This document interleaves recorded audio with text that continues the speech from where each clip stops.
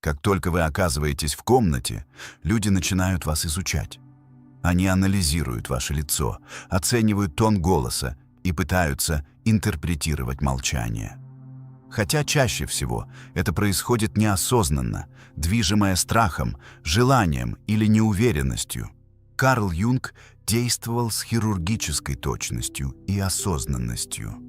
Он верил, что сила заключается не только в том, что вы говорите или делаете, но и в вашей способности быстро проникать в суть других людей. Чтобы манипулировать кем-то, нужно его понимать. Чтобы защитить себя, нужно предвидеть его действия. А чтобы доминировать, необходимо распознать человека еще до того, как он поймет, что его изучают. Карл Юнг знал, что внешность бывает обманчива. Каждая улыбка может быть маской. Каждое рукопожатие может быть скрытой угрозой. Каждый комплимент – испытанием. Поэтому он разработал не предположения, а тактики. Вот 14 психологических приемов для мгновенного считывания характера, мотивов и скрытых слабостей любого человека. Первая тактика – наблюдать за тем, как они обращаются с невидимыми. Забудьте о том, как они ведут себя с вами. Это легко подделать. Вместо этого наблюдайте, как они общаются с людьми, которых считают незначительными – официантом, стажером или человеком, у которого нет влияния. Карл Юнг учил, что власть незаметно развращает слабых. Когда человек чувствует себя в безопасности и раскрывает свою истинную натуру, он всегда покажет, как будет относиться к вам, когда ваша ценность в его глазах упадет. Уважение к тем, кто не имеет власти, более точный показатель характера, чем доброта к равным, поскольку в первом случае нет стимула притворяться. Вторая тактика – заставить их замолчать и смотреть, как спадает их маска.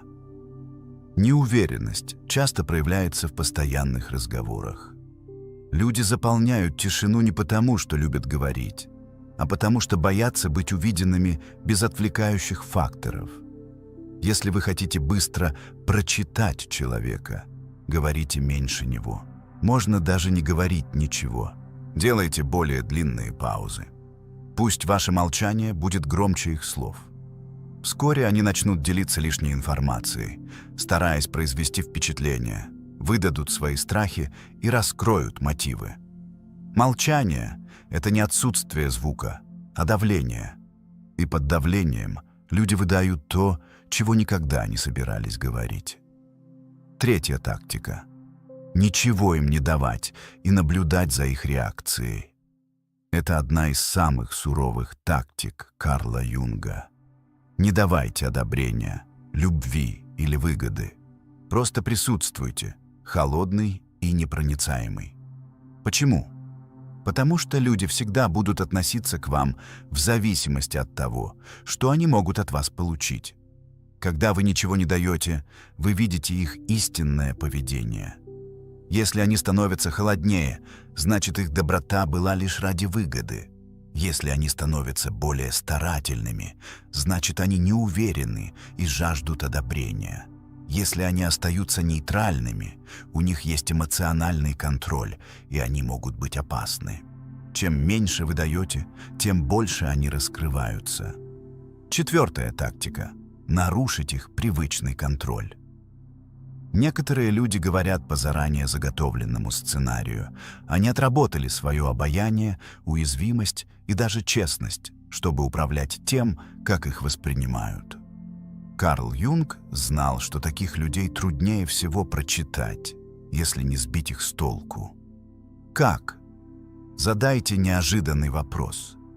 Прервите их шутку молчанием. Ответьте на лесть с подозрением. Смените тему, когда они набирают обороты. Когда их выступление прерывается, они спотыкаются, и в этот момент вы видите их истинную сущность. Пятая тактика – проверить их верность на мелких потерях. Не ждите предательства, чтобы узнать, насколько кто-то предан. Создайте испытания сами, откажите в небольшой просьбе, не дайте им того, чего они ожидали, немного задержите что-либо. Затем наблюдайте, остаются ли они уважительными или начинают критиковать, дистанцироваться или сплетничать. Люди с мышлением, как у Карла Юнга, понимают, что верность проявляется не тогда, когда человек побеждает, а тогда, когда ему отказывают. Малейшее «нет» может раскрыть самую большую правду. 6-я тактика. Оценивать их фокус, а не слова. Люди могут лгать, но их внимание никогда не обманет. Во время разговора наблюдайте, на что они обращают внимание. Если их взгляд скользит к влиятельным людям, они жаждут статуса. Если они игнорируют тех, кто не имеет высокого положения, они уважают только выгоду. Если они проверяют телефон, разговаривая с вами, вы для них всего лишь временная замена, а не приоритет. Если они подражают вашим выражениям лица, они пытаются завоевать расположение. Карл Юнг не слушал слова, он отслеживал внимание, потому что внимание — это инвестиция, и то, куда его направляют, говорит о том, что для человека важно, а что нет. 7-я тактика. Упомянуть вымышленную слабость. Расскажите о себе что-то небольшое и неправдивое, что звучит как недостаток. Например, «Я склонен переосмысливать вещи», «Раньше я был слишком доверчивым» или «Я не всегда хорошо справляюсь с конфликтами». Затем наблюдайте. Если они используют это против вас, насмехаясь или применяя ваши слова, они оппортунисты. Если они это игнорируют, они либо уважительны, либо осторожны. Если они в ответ раскрывают настоящую слабость, они хотят установить связь и чувствуют себя в безопасности. Создавая вымышленную уязвимость, вы проверяете их истинную реакцию на слабость, не рискуя ничем реальным. 8-я тактика. Заставить их подождать. Нет более быстрого способа понять уровень их претензий, чем задержать ответ. Ответьте на сообщение позже. Будьте неясны в планировании. Задержите предоставление чего-либо дольше, чем ожидалось. Люди с претензиями начнут паниковать, обвинять или станут пассивно-агрессивными. Терпеливые адаптируются и остаются устойчивыми. Карл Юнг искал не только верность, но и стойкость, потому что нетерпеливые первыми становятся токсичными, когда дела идут не так, как они хотят. Время раскрывает характер. 9-я тактика. Увидеть, кого они копируют. Все копируют кого-то, осознанно или нет. Их тон, стиль, манеры. Карл Юнг считал, что, изучая того, кого человек копирует, можно расшифровать его амбиции. Если они подражают сильным, они жаждут контроля. Если популярным, они хотят внимания. Если добродетельным, они стремятся к моральному превосходству. Человек, которому кто-то подражает, это тот, кем он тайно мечтает стать. Как только вы видите, кого они отражают, вы знаете, к чему они стремятся. 10-я тактика – вызвать зависть и наблюдать за изменением лица. Скажите что-то ненавязчивое, что возвышает вас, о недавней победе, возможности или комплименте от кого-то. Затем внимательно следите за их лицом. Улыбка слишком натянута. Они моментально переводят разговор или вдруг начинают умалять ваши достижения. Это зависть. И зависть, по мнению Карла Юнга, является самым опасным эмоциональным сигналом, поскольку она всегда предшествует саботажу. Зависть не кричит, она мелькает. И однажды, увидев ее, вы не сможете забыть. 11-я тактика – спросить, что они ненавидят. Забудьте о том, что они любят. Это легко подделать. Лучше спросите, каких людей они не выносят или какое поведение в других их раздражает. Потому что ответ редко касается других. Это зеркало. То, что люди говорят, что ненавидят, обычно отражает их собственные подавленные черты. Те, кто утверждает, что ненавидит надменность, часто сами тихо надменны. Те, кто заявляет, что ненавидит ложь, часто являются искусными лжецами. Те, кто говорит, что ненавидит слабость, на самом деле боятся быть увиденными слабыми. В осуждении вы находите признание. 12-я тактика. Следить за тем, что заставляет их отводить взгляд. Прямой взгляд – это сила, но то, что его прерывает – это истина. Упомяните определенные темы, такие как деньги, статус, стыд, прошлые неудачи или динамика власти, и следите за их взглядом. Глаза будут дергаться, смещаться или опускаться в тот момент, когда что-то задевает слишком глубоко. Карл Юнг понимал, что глаза – это не только окно в душу, это выход для подавленных эмоций. То, что заставляет глаза убегать, раскрывает, чего больше всего боится разум. Тактики 13 и 14 являются самыми откровенными из всех. Именно их Карл Юнг использовал для защиты тронов, навигации по предательствам и манипуляции умами окружающих. Когда вы их применяете, вы не просто читаете человека, вы контролируете, как он видит вас. Эти две последние тактики касаются не наблюдения за другими, а манипуляции их восприятием вас, чтобы выявить их правду. Потому что пока слабые пытаются читать других, гоняясь за ответами, Карл Юнг провоцировал ответы, которые приходили к нему. Он создавал напряжение, а не доверие. Он не спрашивал, он провоцировал. Эти последние тактики предназначены для того, чтобы раскрыть истинную операционную систему человека, не наблюдая, а создавая сцену. 13-я тактика. Стать зеркалом, от которого они не могут отвести взгляд. Большинство людей проходят через жизнь, нося маску. Они играют, очаровывают, притворяются. Но Карл Юнг обнаружил, что когда вы отражаете тон, позу или язык тела человека медленно, ненавязчиво, без лишней усердности, вы вызываете глубокое подсознательное самопризнание. Они видят себя в вас, и то, что они делают дальше, раскрывает то, что они скрывают. Например, отразите их небрежный тон. Становятся ли они более напряженными, пытаясь доминировать над вами? Отразите их уверенность. Отступают ли они, не зная, как с этим справиться? Отразите их неуверенность. Становятся ли они превосходящими, даже насмешливыми? Действуя как их отражение, вы создаете психологическое трение.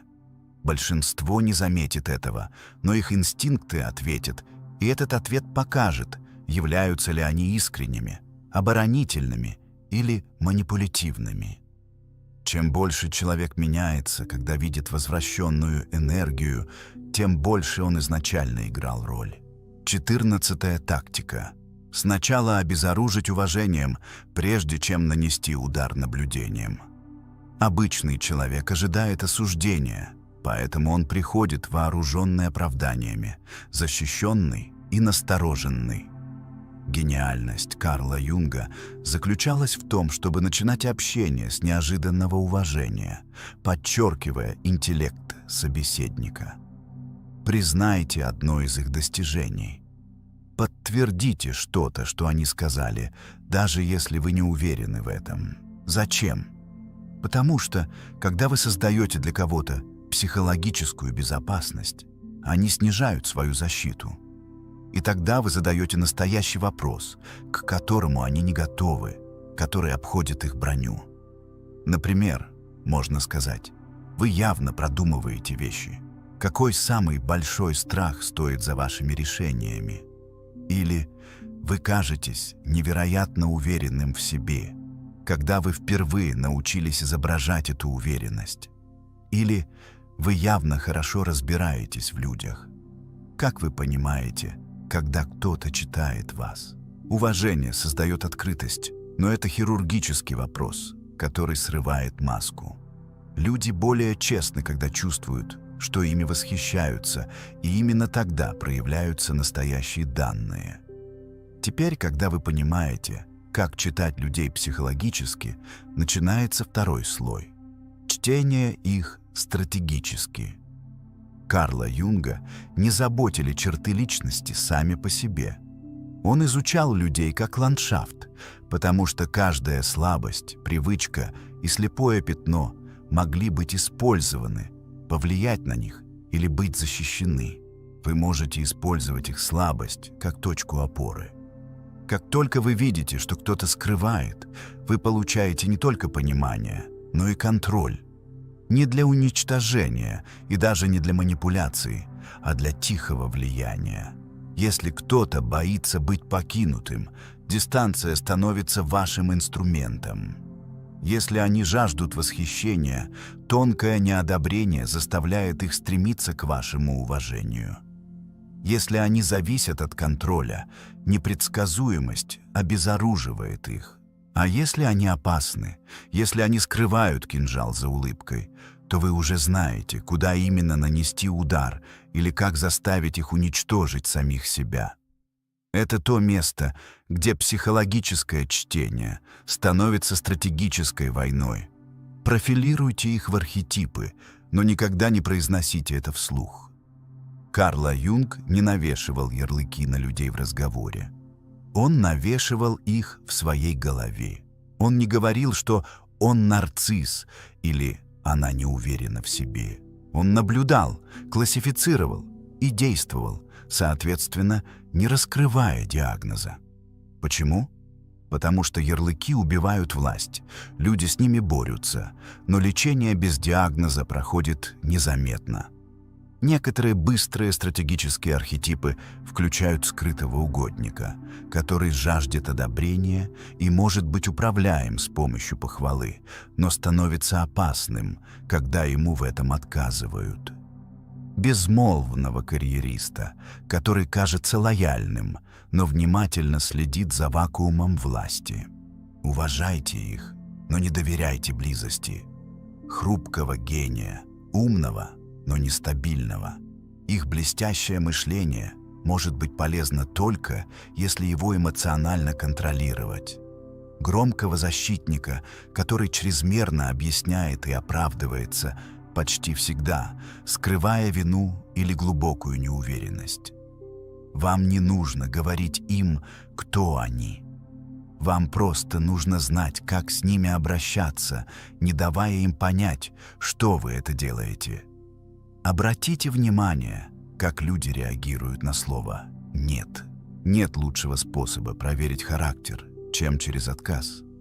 Карла Юнг полагал, что сила человека проявляется не в победе, а в самоограничении. Попробуйте отказать в том, на что они рассчитывают – в одолжении, комплименте, возможности или даже в крохе внимания. Отступите и понаблюдайте. Если человек остается спокойным, это признак дисциплинированного ума.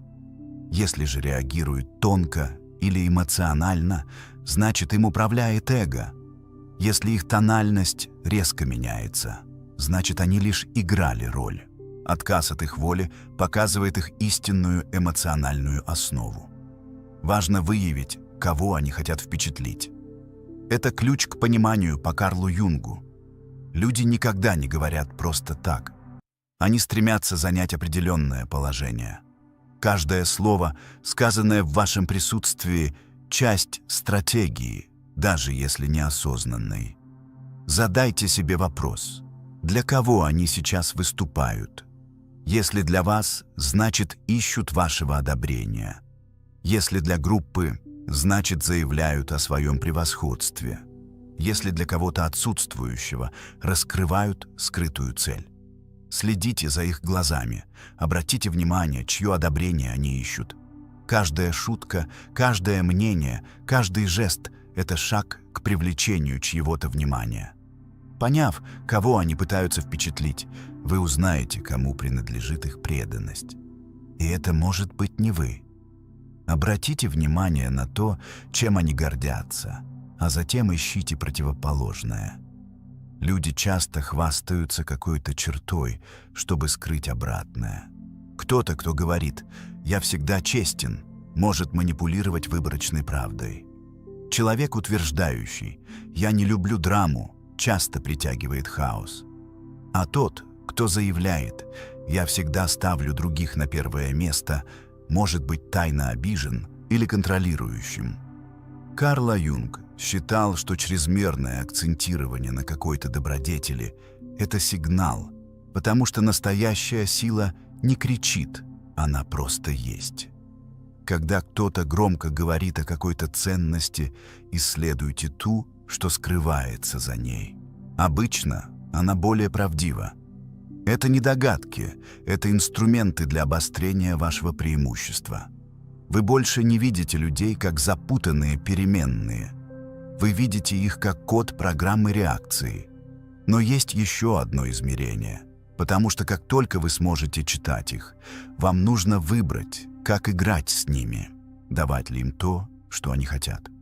Поддерживать ли маску, проверять, разрушать или возвышать. Потому что с властью приходит ответственность, а с глубоким пониманием риск отстраненности или доминирования. Но Карла Юнг не избегал этого риска. Он принимал его. Он видел в людях не препятствия или врагов, а возможности для продвижения игры вперед. И теперь, когда вы можете читать любого человека, следующий шаг – научиться использовать это умение, чтобы побеждать, оставаясь за кулисами. Как только вы научитесь точно читать людей, ваша сила будет заключаться не в том, чтобы знать их секреты. Она будет заключаться в том, чтобы знать, что делать с этими секретами, не давая им понять, что они раскрыты. Это момент, когда интеллект Карла Юнга переходит от восприятия к влиянию. Вы больше не просто наблюдаете, вы направляете, и они следуют вашим подсказкам, даже не осознавая этого. Большинство людей стараются влиять через убеждения, логику, искренность. Но Карла Юнг не стремился быть понятым.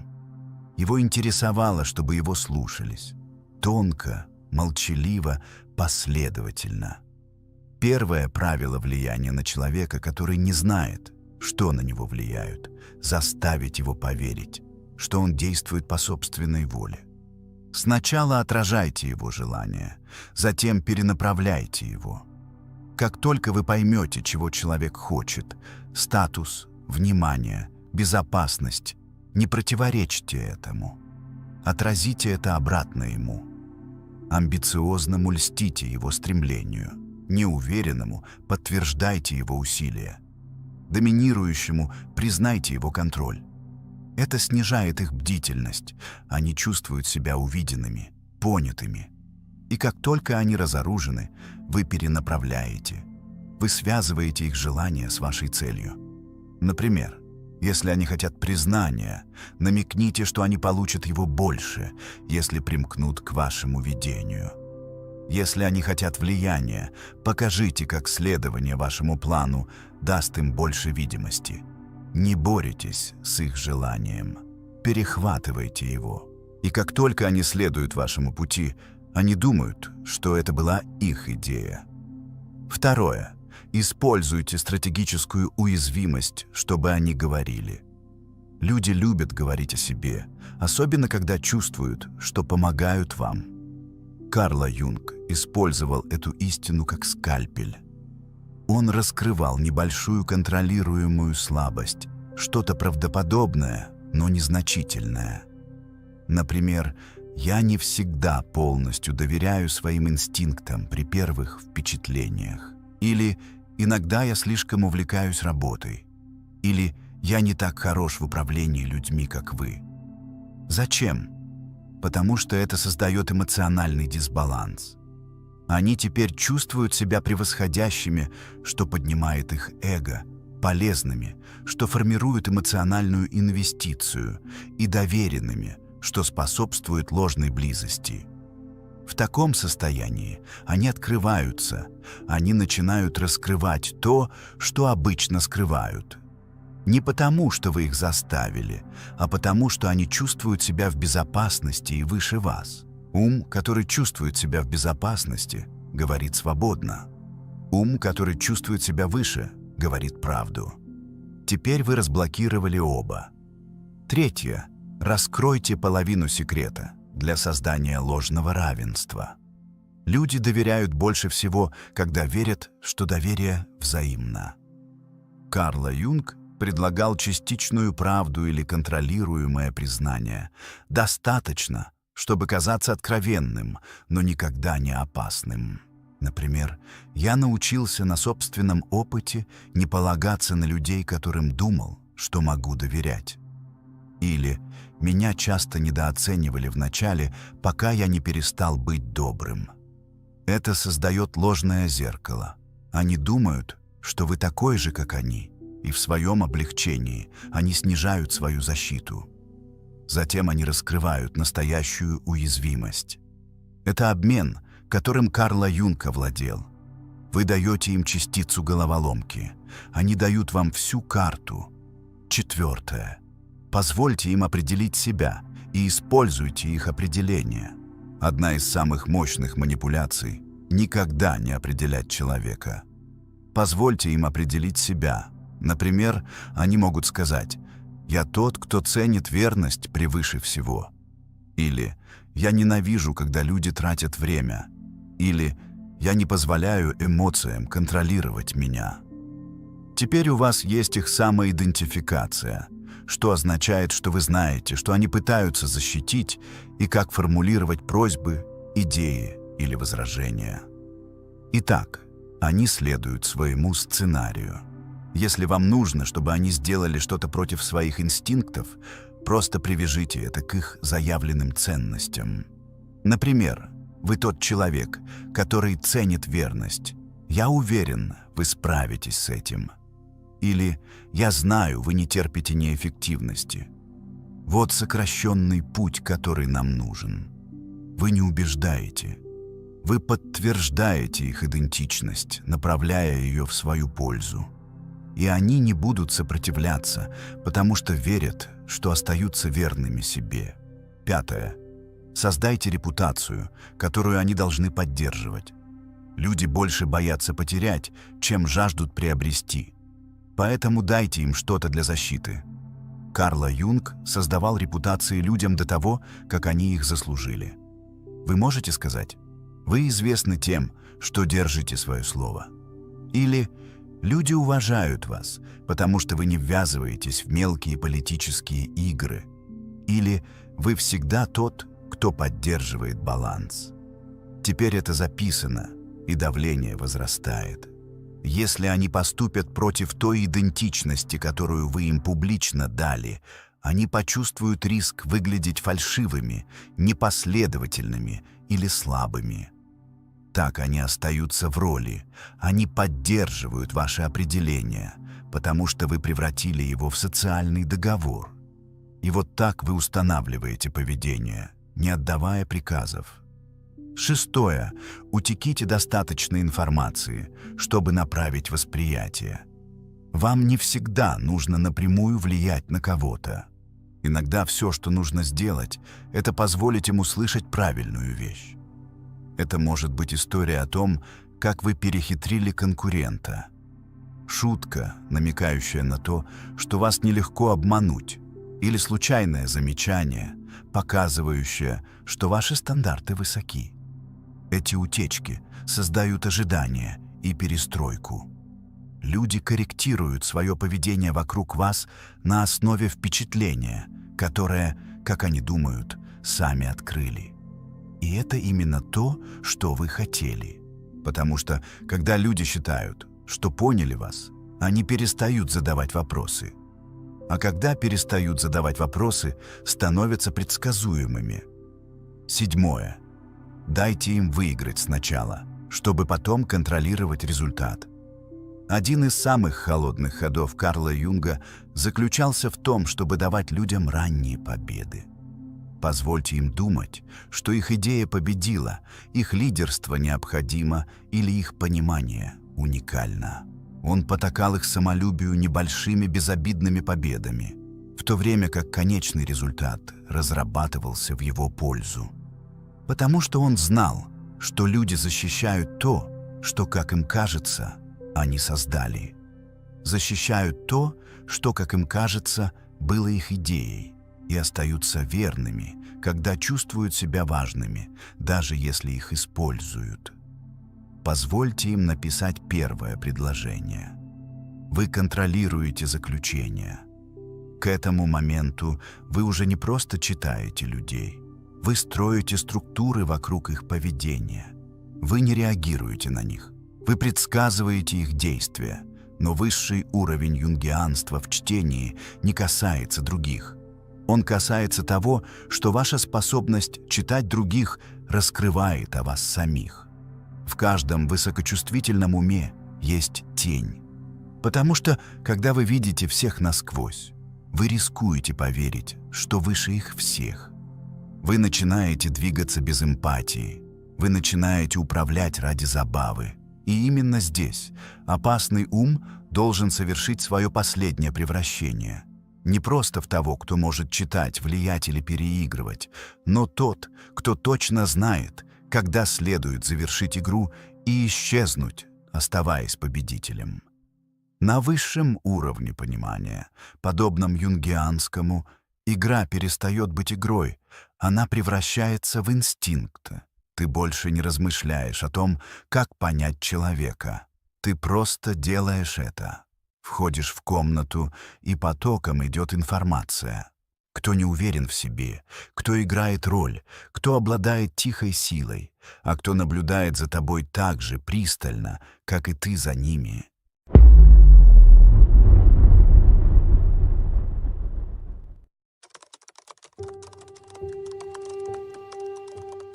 You've been living like you have time, like you can keep playing small, keep delaying your dream, keep telling yourself, I'll start when I'm ready. But here's the truth. Time is not your friend. It's your creditor, and the bill is due. Every single day you wait, you're cashing in pieces of your future for the illusion of safety. And the cost? The life you were born to live, the person you were born to be. And if you don't stop, one day you'll wake up and realize you've run out of some days. I need you to hear me. There is no more time to waste. This is the moment you either decide to step into your future or retreat into the comfort that's been killing you slowly. Because when God is about to give you something big, it rarely feels like a blessing, it feels like pressure. It feels like your life is being shaken to its core. And that's where we start. Because pressure isn't punishment, it's preparation. Pressure isn't punishment, it's preparation. You've been looking at the weight on your shoulders as if life is against you. You've been talking about it like it's some cosmic mistake, like you got dealt a bad hand. No. Stop. The pressure you're feeling right now is not the universe punishing you. It is not God abandoning you. It is not proof that you're behind, broken, or cursed. It is proof that something inside you is worth forging. Listen carefully. Gold doesn't get its value sitting on a shelf untouched. It gets refined in fire so hot it would destroy anything that isn't pure. Steel doesn't get strong floating in the breeze. It's beaten, stretched, and hammered until it can withstand anything. And you're no different. Pressure is the environment that forces dormant strength to emerge. Without it, you'd keep living at the same level, doing the same things, settling for the same results, telling the same tired stories about who you are and what you're capable of. But pressure is the disruptor. It's life saying, I love you too much to let you stay small. And here's the dangerous truth. Most people run from pressure. They medicate it, avoid it, escape it. They convince themselves that pressure means something's wrong. So they pull back, play safe, and miss their shot. They let the discomfort talk them into a smaller destiny. But pressure is not the enemy. It is the gym. It's the place you build capacity. You don't get strong by lifting feathers. You don't build endurance by strolling through the park. And you don't get ready for the life you're asking for by hiding from the very challenges that would make you capable of living it. If you're under pressure, it means you're in training. It means life is saying, I'm preparing you for something you can't yet see. That pressure is the sculptor's chisel against the marble. It's breaking away what's unnecessary so the masterpiece can emerge. The pain you feel is the sound of old limitations shattering. And the shift you need to make right now is identity. Stop identifying as someone under attack and start identifying as someone in preparation. The same event feels completely different depending on the meaning you give it. You can call it punishment and feel like a victim, or you can call it preparation and rise like a champion. When you feel pressure, instead of asking why me, start asking what is this making me? Because I promise you, what you are becoming matters more than what you are going through. Now let's talk about the second truth that will rip the chains off you. Your breakdown is the doorway to your breakthrough. I know, it doesn't feel like it. When you're in a breakdown, you feel like you're losing it all, your confidence, your sense of control, your belief in yourself. You feel stripped, exposed, raw.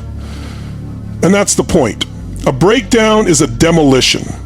It's the tearing down of the old structure of your life. It's everything that was too small, too fragile, too fake getting ripped away. That job you lost, that relationship that collapsed, that plan that blew up in your face. It's not life being cruel, it's life refusing to let you build a skyscraper on a rotting foundation. Do you understand how many people beg for breakthroughs, yet refuse the breakdowns that make them possible? They want transformation, but don't want to let go of the old form. They want new results, but cling to the very identity that created the old ones. And life says no. If you want the new, we have to dismantle the old. Here's what you need to get. The breakdown isn't the end, it's the clearing. It's the painful, necessary space between who you were and who you're becoming. Without it, you'd try to drag your old limitations into your new season. You'd sabotage the blessing because you hadn't been stripped of what couldn't come with you. The difference between those who rise and those who stay stuck is not whether they face breakdowns.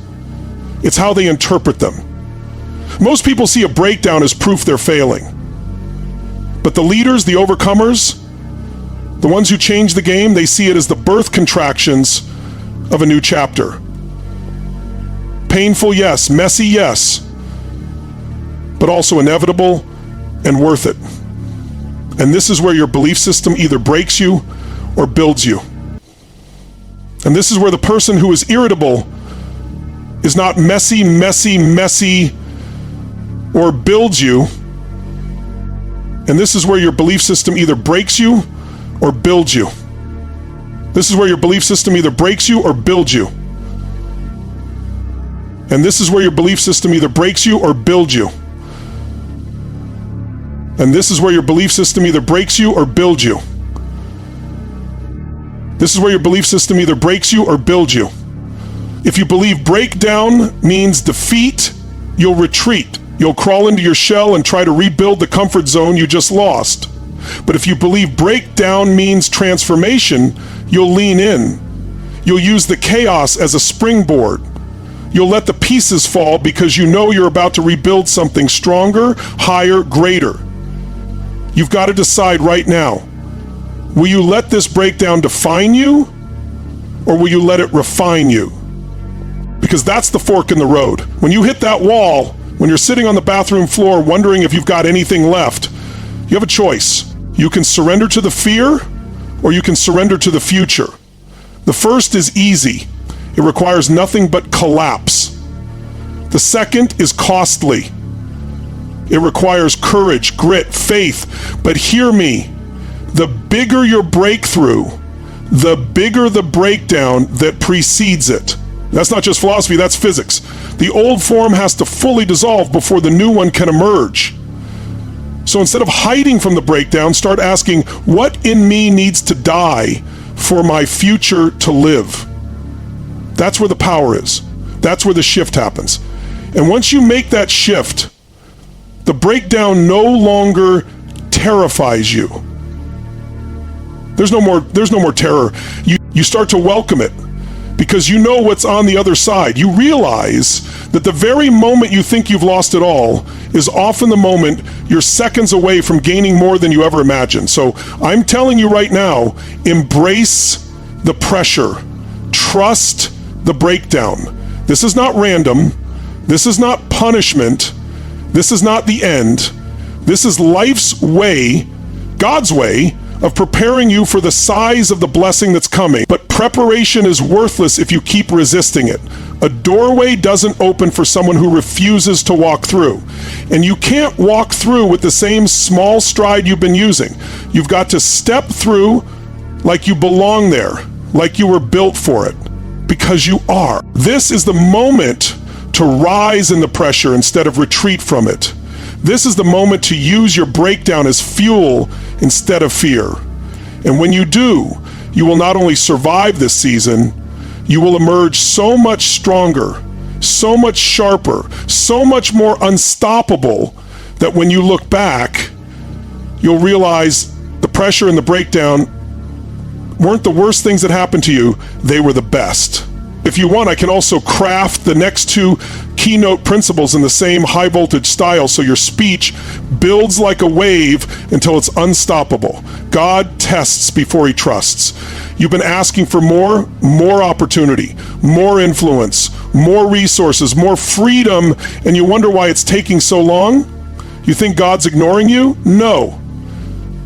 He's testing you. Because here's the truth nobody likes to hear. God will not put something valuable in the hands of someone who hasn't proven they can protect it, grow it, multiply it. The same way you wouldn't hand a loaded gun to a child, the same way you wouldn't put a Ferrari in the hands of someone who's never driven. God will not give you more than you're prepared to handle. And preparation isn't about comfort. It's about capacity.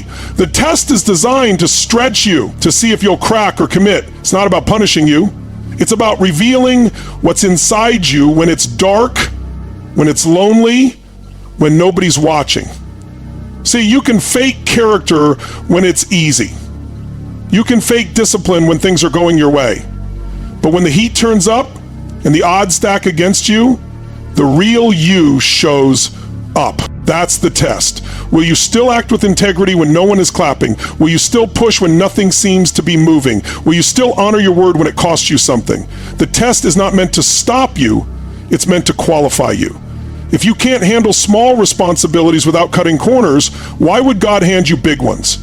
If you can't keep going when it's hard, why would he put you in a position where others are counting on you not to quit? So maybe the reason you haven't stepped into your next level isn't because it's not ready. Maybe it's because you're not ready. That's not an insult. It's an invitation.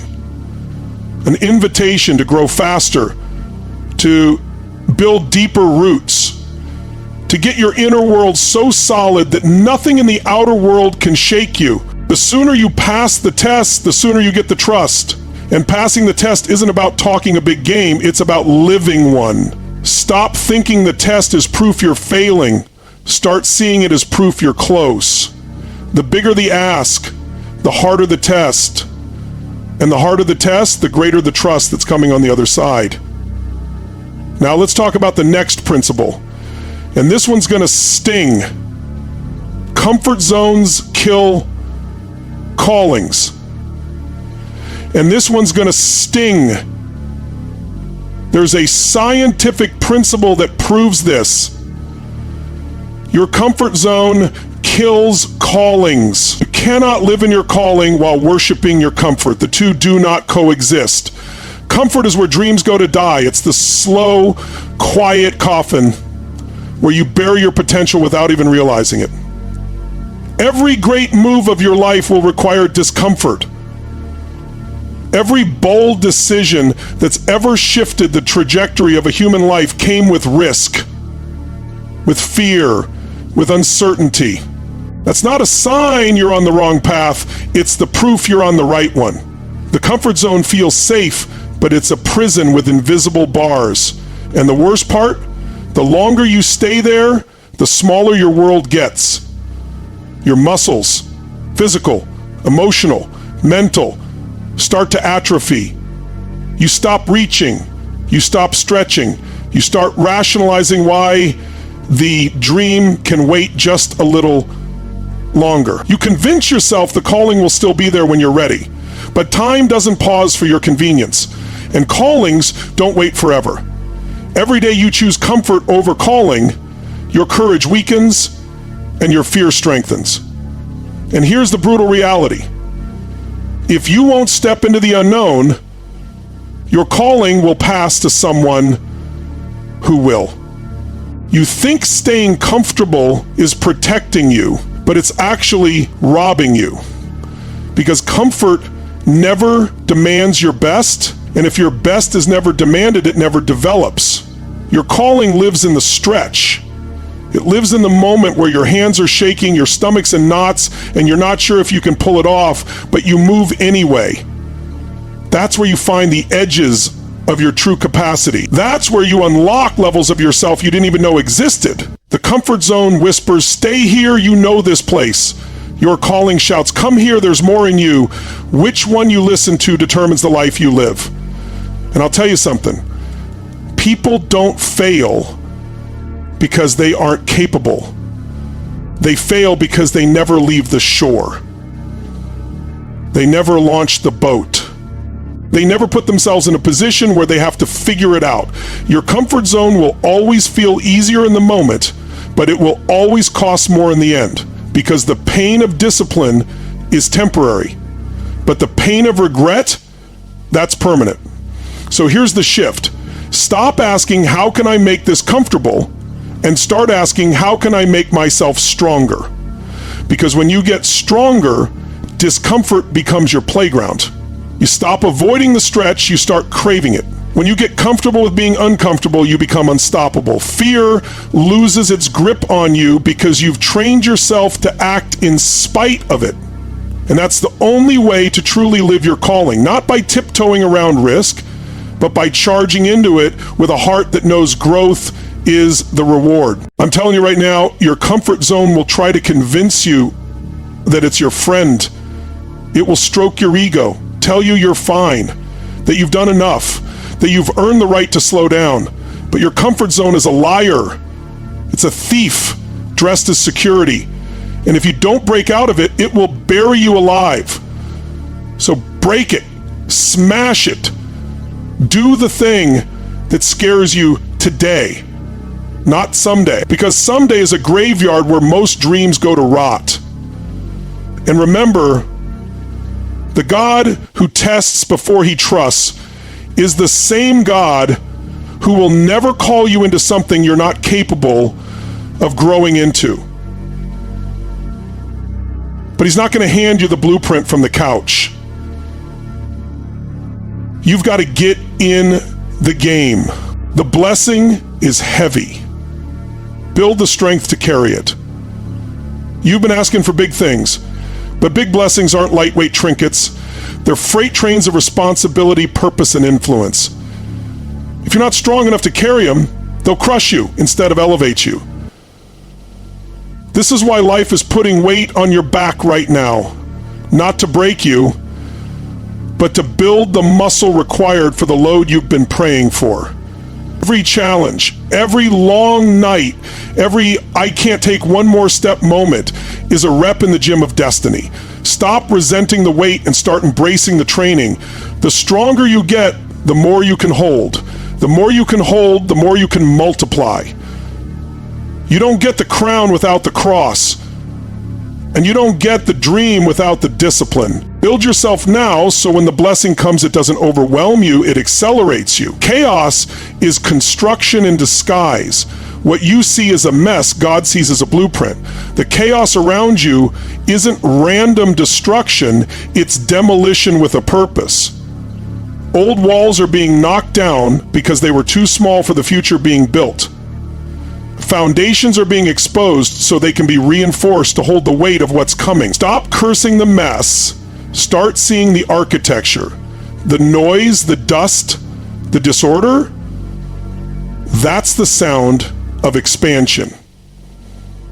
You prayed for more, and this is what more looks like in the middle phase. Ugly, loud, and uncomfortable. But when the scaffolding comes down, you'll see the masterpiece that was hidden in the chaos all along. Right now is not the end, it's the construction site of your next level. Stay in it, hold the vision, walk through the dust with your head high because you're not in ruins, you're in the making. Stop waiting for perfect, move in the storm. If you're waiting for the right time, you've already lost it. Perfect conditions are a fairy tale your fear invented to keep you still. The storm you're in is not a reason to delay. It's the arena where you prove you're ready. Legends aren't made in calm waters. They're forged in waves that try to swallow them whole. Every minute you hesitate, the dream gets further and the doubt gets louder. Action doesn't need permission from peace, it needs a decision from you. You say you're waiting on clarity, but clarity comes from movement, not meditation. You don't need the whole map to take the first step, so stop stalling for someday. Get up, step out, move while the rain is pouring and the wind is screaming, because if you can move in the storm, you'll own the calm. Small battles don't precede big victories. You want a championship life, but you're avoiding championship level fights. Stop expecting to claim a mountain when you've only trained for a hill. Big victories are birthed from big wars. The kind that test your grit, your patience, your faith, and your will to keep swinging when your arms feel broken. Small challenges don't sharpen the sword enough to win a throne. If the fight you're in feels overwhelming, that's because the reward is oversized. Most people pray for the crown but reject the combat. You cannot have one without the other. The greater the resistance, the greater the glory. So instead of asking for an easier fight, start training for a bigger win. This is not a warm-up.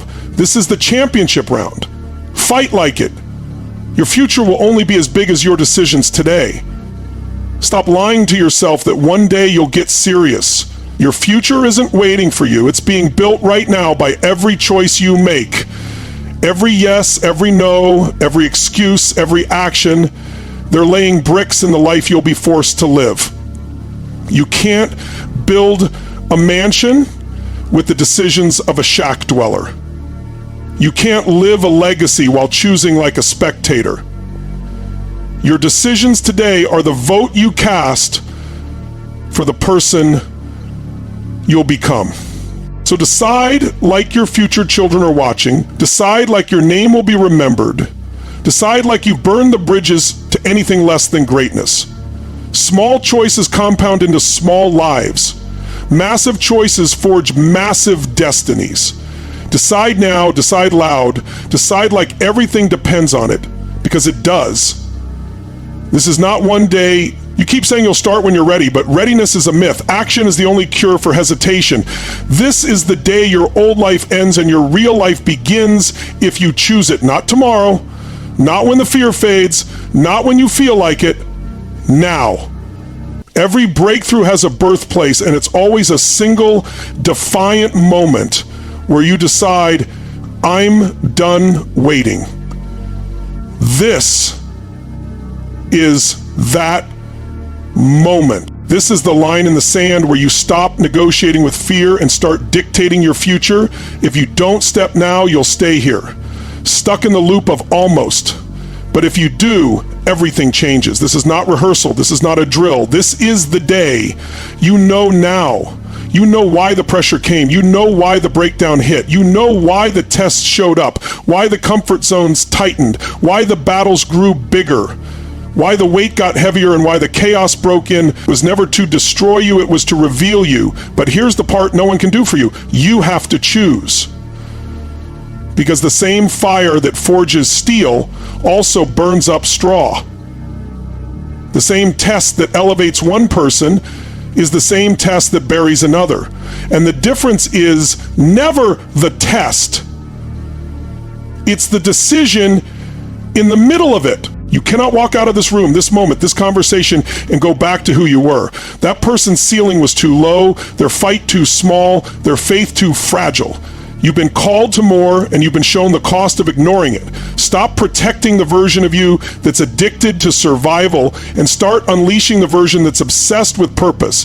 The fear you feel isn't a stop sign, it's the signal you're standing at the border of your old life. Cross it, burn the map back, and step into the life that's been stalking your spirit since the day you were born. Your old life is one decision away from being over. Make it now, or watch it bury you alive.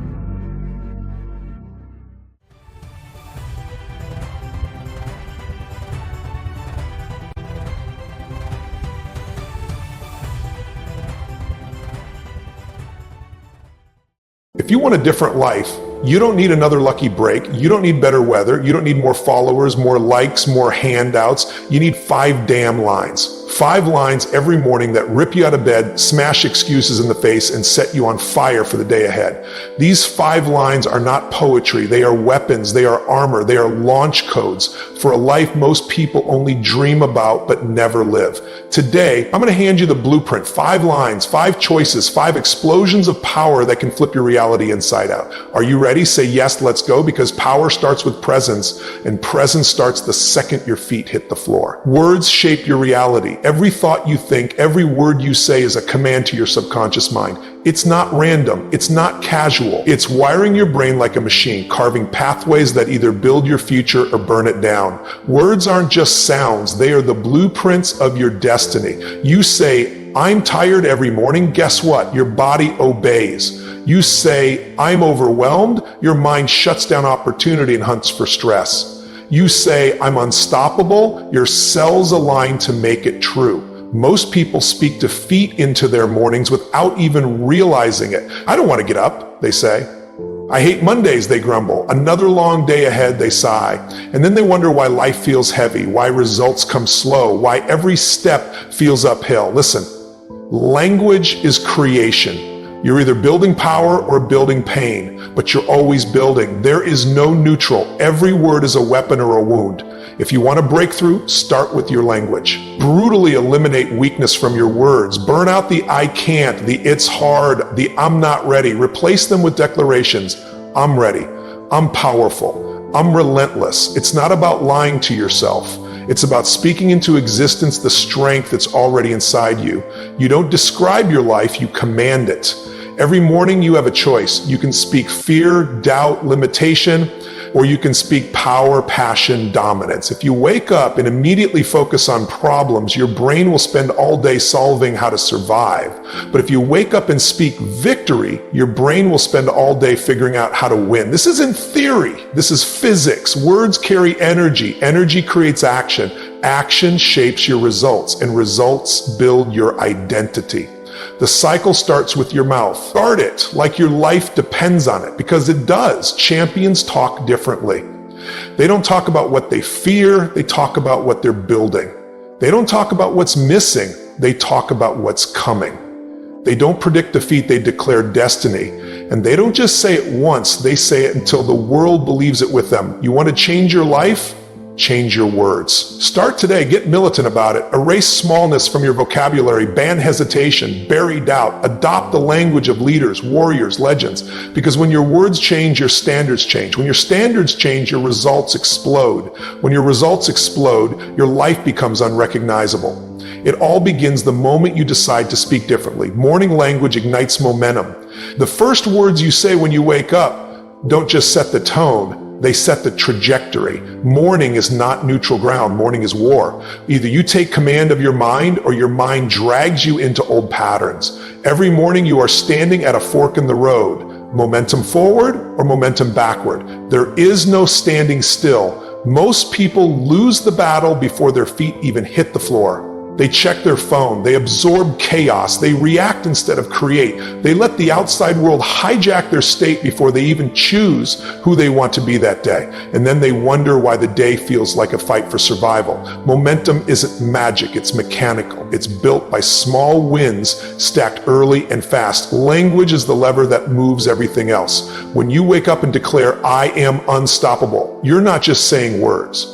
You are programming your nervous system. You are firing your emotions. You are commanding your energy. You are grabbing the steering wheel with both hands and ripping it toward victory.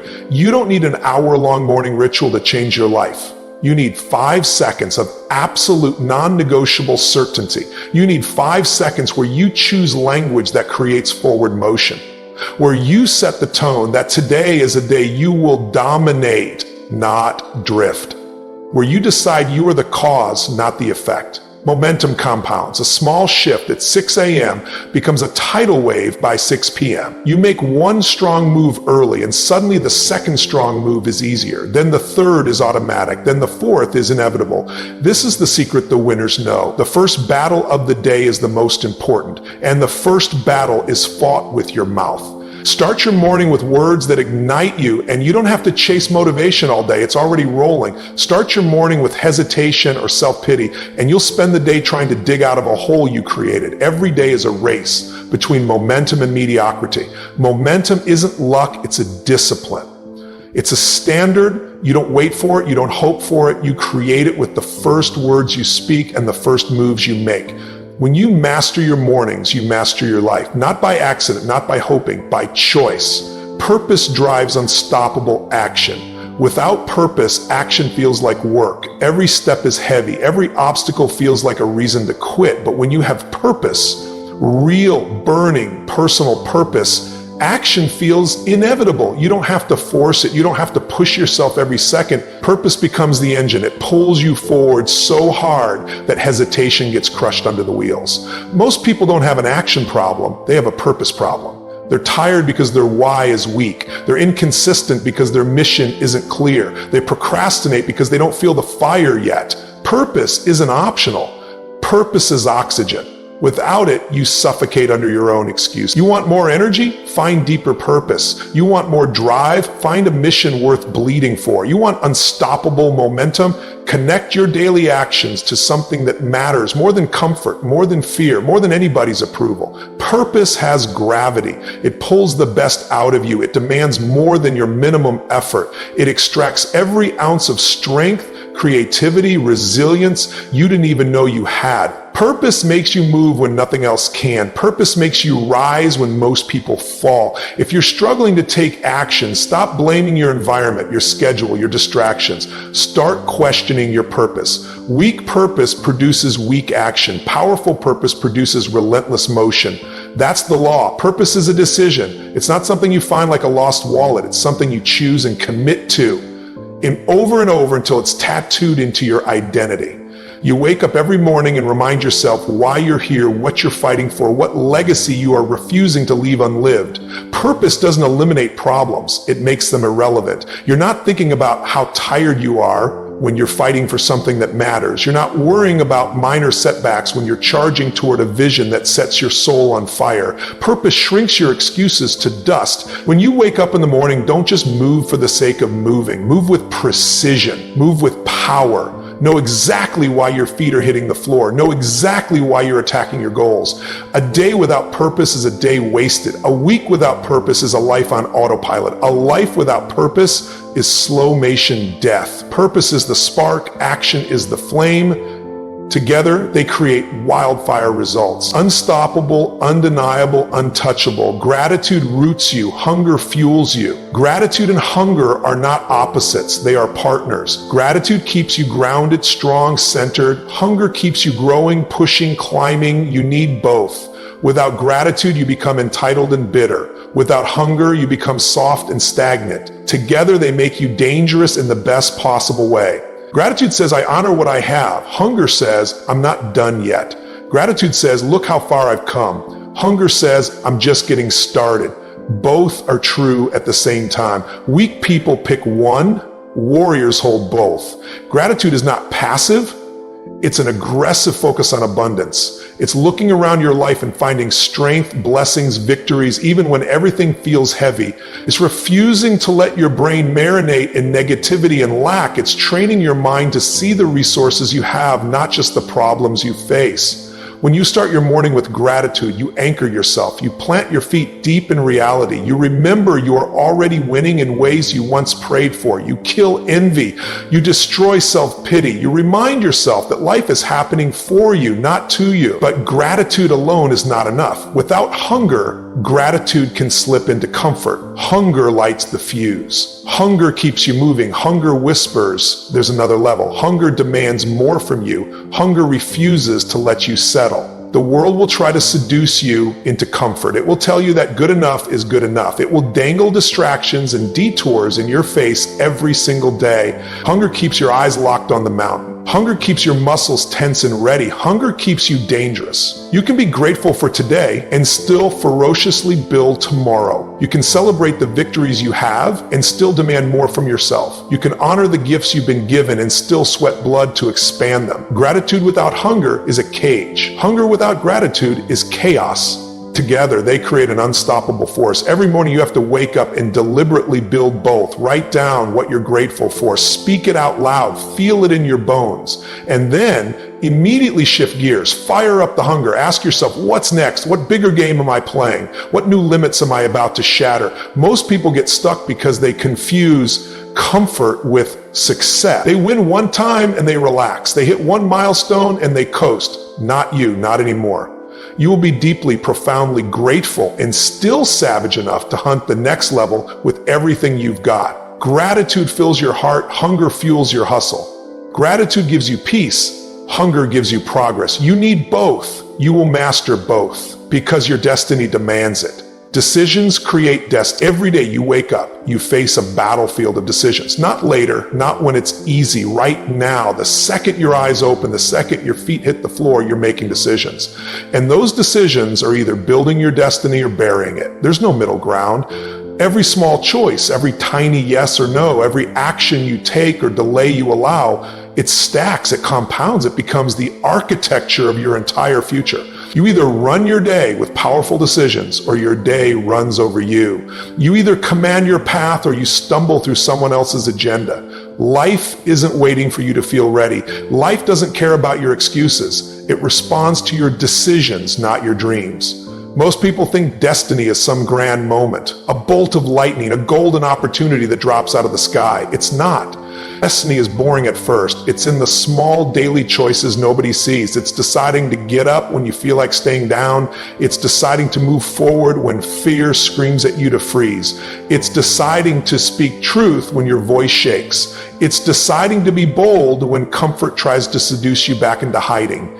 Every micro decision is either making you stronger or making you smaller. Every time you choose power over hesitation, every time you choose courage over fear, every time you choose action over excuses, you are building a destiny so strong that nothing can tear it down. The world rewards decision makers. It always has, it always will. Leaders are not the ones with the most talent. Leaders are the ones who decided to lead before anyone asked them to. Winners are not the ones who waited for perfect conditions. Winners are the ones who made a decision under pressure, under fire, under uncertainty, and kept moving. Weak people sit around hoping for clarity. Strong people decide to create it. Weak people wish for guarantees. Strong people make a move and create results so massive that the world cannot ignore them. Indecision is death. It's slow death. It looks harmless at first. You put off one choice, you delay one conversation, you avoid one commitment, and then one day you wake up and realize you have built a life of hesitation, regret, missed moments. Hesitation is habit, so is domination. You choose which one to train every single morning. You're not confused, you're not lost. You're just one decision away from the next level every day. You know what you need to do. You always know. The question is, will you decide or will you drift? The real killers, the real kings, the real legends, they live in a state of rapid decision making. They don't need 10 opinions before they move. They don't wait for someone else's permission. They trust their gut, their experience, their instincts, and they execute. Even when they're wrong, they adjust faster because they moved faster. Speed of decision is speed of success. Speed of decision is speed of life. If you wait too long to decide, you're already too late. Every decision you dodge is power you lose. Every decision you crush is power you gain. It builds. You start trusting yourself. You start walking taller. You start attracting different opportunities, different people, different levels of life because you decided you were worthy of them before you even saw them. It's not the lucky who win. It's the decisive, the ones who step forward into the unknown again and again until the unknown becomes home. You don't need more time. You don't need another seminar. You don't need another book. You don't need another 6 months to think it over. You need one thing: decide.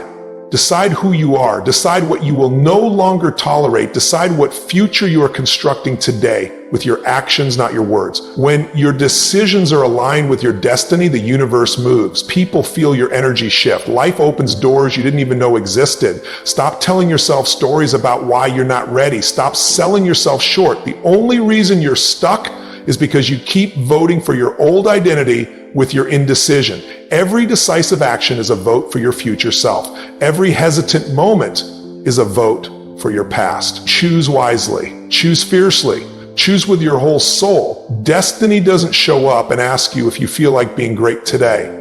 Destiny shows up and asks you if you decided to be. You have the power right now. Not when it's convenient, not when you have all the facts, not when the stars align, right now, this second. Power doesn't wait, power doesn't pause, power is a muscle. Decision is the workout. Every morning you are in the gym of life, and the weight you lift is the decision you make to act without hesitation. You feel tired? Decide to move anyway. You feel scared? Decide to step forward anyway. You feel overwhelmed? Decide to simplify and dominate anyway. Most people let feelings run their day. Champions let decisions run their day. You are not a slave to your feelings. You are a master of your choices. Your feelings will change 10 times before breakfast. Your destiny doesn't care. It only cares if you show up. You want an extraordinary life? Make extraordinary decisions. Make them early. Make them often. Make them without apology. Decide right now that you are not living one more day at half speed. Decide that you are not negotiating with your goals anymore. Decide that your future is non-negotiable. Decide that your destiny will not be determined by fear, fatigue, or failure. Decide that you are bigger than every excuse your mind will try to sell you. You don't need more motivation. You need decisions that cut off all other options but success. Burn the boats, kill the escape plan, stand on the island of your future and decide to conquer it or die trying. There's no secret, there's no hack, there's no shortcut. Decision is the sword you swing to cut through doubt, through fear, through mediocrity. Decision is the hammer you use to smash through walls of resistance. Decision is the bridge between your potential and your reality. Without decision, there is no momentum. Without momentum, there is no breakthrough. Without breakthrough, there is no legendary life. This is your moment. This is your battlefield. This is your decision. Listen to me. 5 lines, 5 forces, 5 weapons. Locked and loaded inside you now. You own the second you wake up. You build presence like a warrior standing guard at the gate of your own destiny. You set your mind on fire with purpose so strong that nothing stops your momentum. You root yourself deep in gratitude. You feed your hunger like a beast that refuses to die inside comfort. You wake up not to survive, but to dominate.